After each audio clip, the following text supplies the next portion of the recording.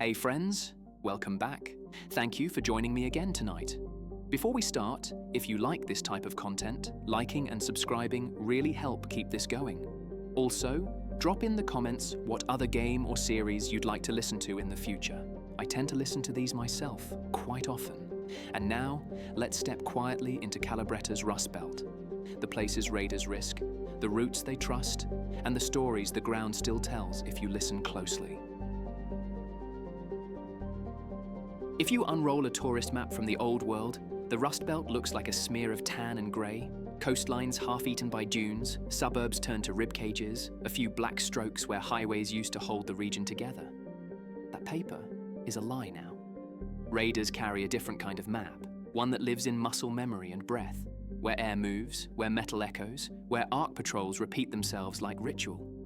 The first basin everyone learns is the dam, not because it's glorious, but because it's honest. Heavy concrete doesn't pretend, it holds. The reservoir behind it has long since silted into a wetland, but down in the maintenance galleries, you can still smell the old world. Oil baked into handrails, paint that never quite flakes away, labels in a font made for tidy rooms. Ticks favor these galleries the way mice favor pantry corners, gliding along stair treads and pausing to flare a palm-sized scan. You learn to take them on the turn, one clean motion when the cone looks elsewhere. Body between bot and open space, so a falling shell doesn't clatter. Up top, a snitch floats the spine of the spillway and lingers at anchor bolts like an inspector who can't clock out. If you shadow its rhythm, count the dwell, move only while it stares at the far parapet, you can cross the catwalk, hug the cool shadow of the buttress, and slide into a tool bay where grated floors drink the sound out of your boots. That triangle, valve house to catwalk to tool bay, gets taught to every newcomer because it's the first time the surface stops feeling like a dare and starts feeling like a solvable problem. The dam's value isn't just the obvious salvage. Yes, there are still drawers of gaskets with paper labels, reels of cable too boring to loot when panic had a schedule, valve seals that keep air from leaking in the city below. The real value is repeatable cover. The wind comes from predictable quarters. The water muffles a single shot if you must take one. The concrete gives you lines that snitches respect like lanes. On stormfall days, that certainty thins. Charged air makes cones twitchy and long iron sings. But on a quiet morning, you can almost believe the place remembers being useful and wants to be again.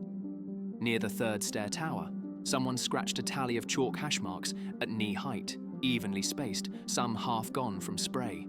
People say a parent did that to teach a child counting in the weeks they waited for an all-clear that never came. Raiders retrace one mark when they pass. It's not a superstition. It's debt paid forward for a stairwell that still feels safe. Leave the dam, and the map turns vertical. The buried city doesn't sprawl, it stacks. Sand has swallowed ground floors and left rooflines like stepping stones across a tan sea. You move up, over, down, never across a long open line unless you've just watched a snitch finish its sweep and drift to the next block. Leapers own the seam where rooftop walkways dump into street canyons, their patient shadows that turn parallel cover into a funnel and wait for someone who tries to just cross quick. The trick is to move like water level seeking its line. A step up to the clock tower's lee, a breath to read two cones at once, then a diagonal slide across the arcade spine where glass looks solid until it isn't. There's a service bridge someone stabilized years ago with a rope hand line made from laundry line and seatbelts. It saves a life a week because it lets you commit without guessing. The city rewards anyone who respects its perimeters. ARC set their own invisible circles around resource clusters. Pharmacies still sealed by roll-down gates, garages with intact racks, logistics bays with barcode ghosts on the floor, and rotate eyes like clock hands. If you learn the hands, you can step into their blind minute and step out before the chime. People come to the buried city for the little things that keep a civilization feeling like itself. Sleeves that make masks bearable, fabric that patches elbows and spirits, tins in pantry aisles that still hiss when opened. You find first aid odds and ends in drawers meant for crafts, batteries that take a charge if you're patient and lucky, seed packets in a hardware corner that got buried late. The best raiders treat shelves like commons, not jackpots. If you find 3 caches on one block during harvest season, you do not sprint the hat trick. You leave one for tomorrow because ARC don't ignore abundance. They stabilize it. Somewhere nearby, a heavy will be posted, and the price for greed is paid in a language you don't want to learn at night. Night changes the buried city's grammar. Cones tighten, rotations accelerate, micro-drones appear where noon had none, and yet the skyline becomes your ally if you control it. Apollo's market grey smoke, tuned to the dust and light here, turns a recalibration moment into 30 seconds of just haze. 30 seconds is an aisle, a stair, a door you can close and lean against while your heart remembers how to behave. Step wrong, and you hear the network wake. A snitch's call, a bombardier's tone walking a solution toward you, the double beat that means a perimeter just breathed in. When the air goes busy for a stretch and then softens all at once, you get the gift every raider waits for, the breath out. The safest minute you'll ever steal on the surface starts there if you were smart enough to be poised near the thing you came for.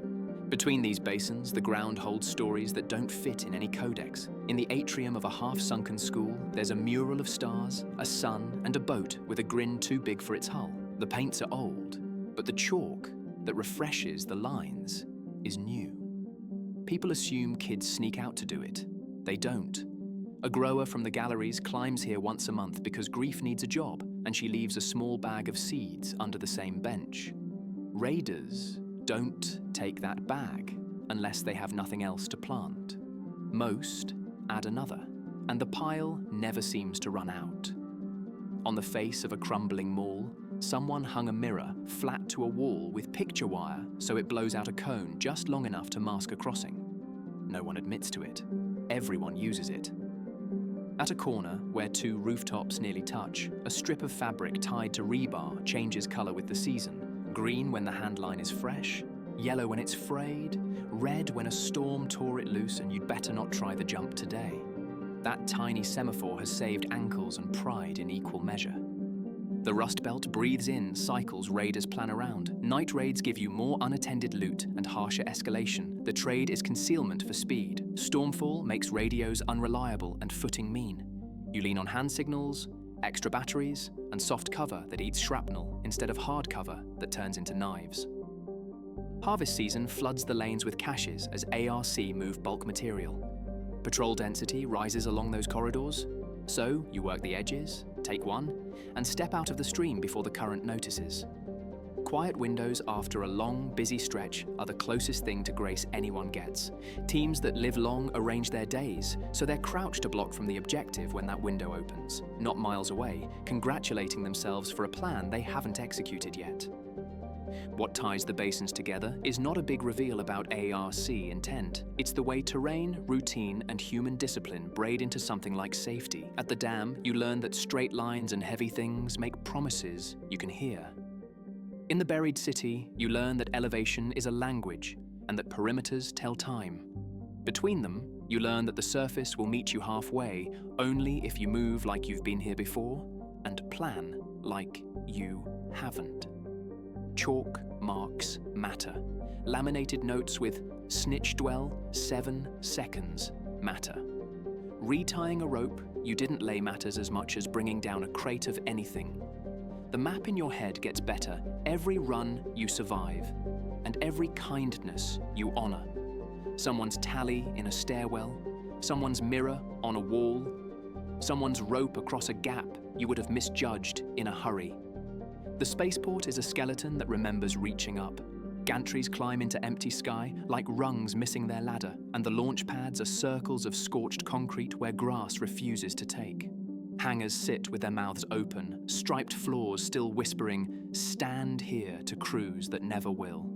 The sky feels bigger here than anywhere else in Calabretta, which makes some raiders jittery and others bold. ARC treat the place like a logistics shrine.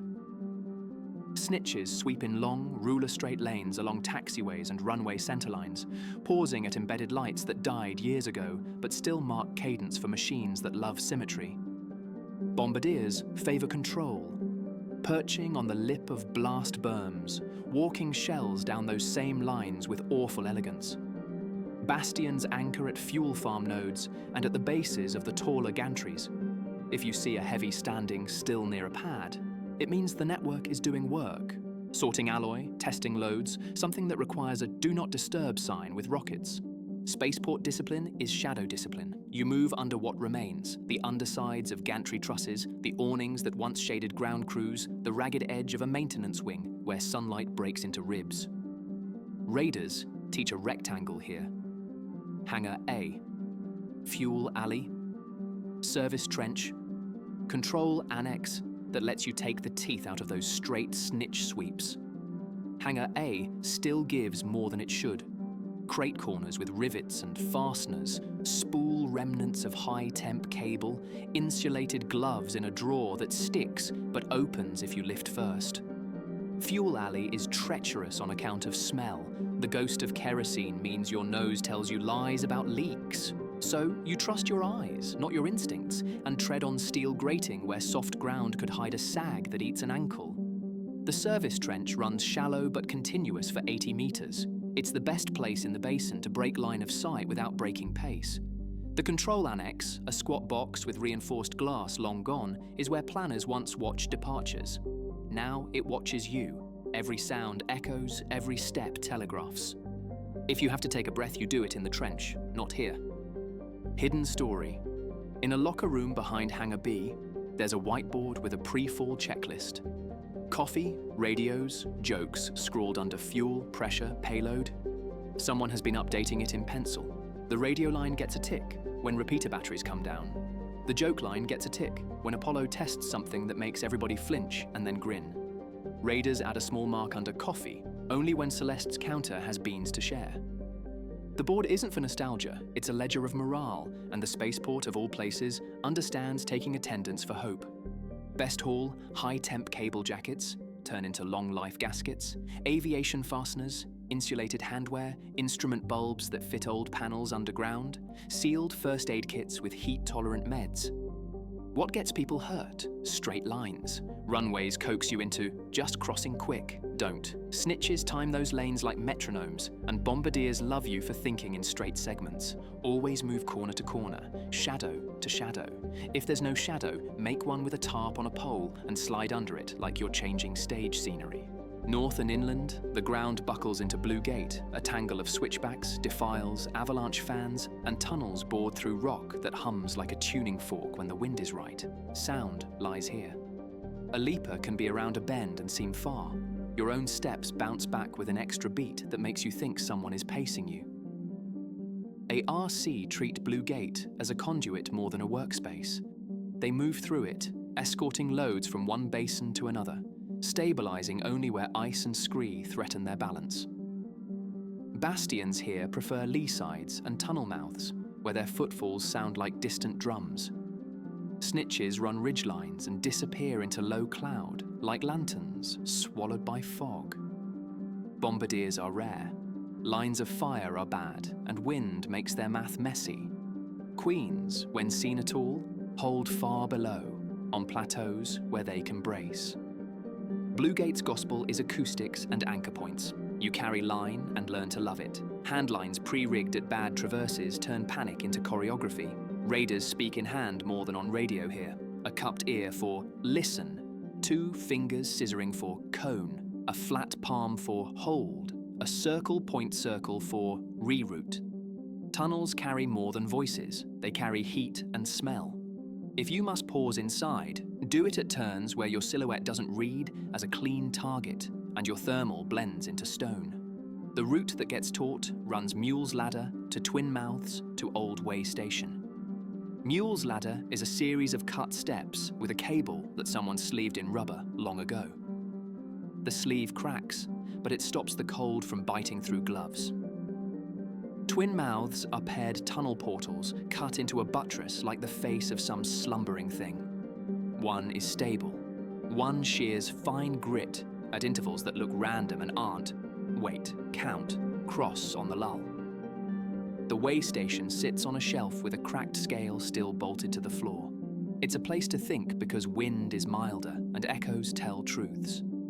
Planners leave laminated cards under a rock there with current intel.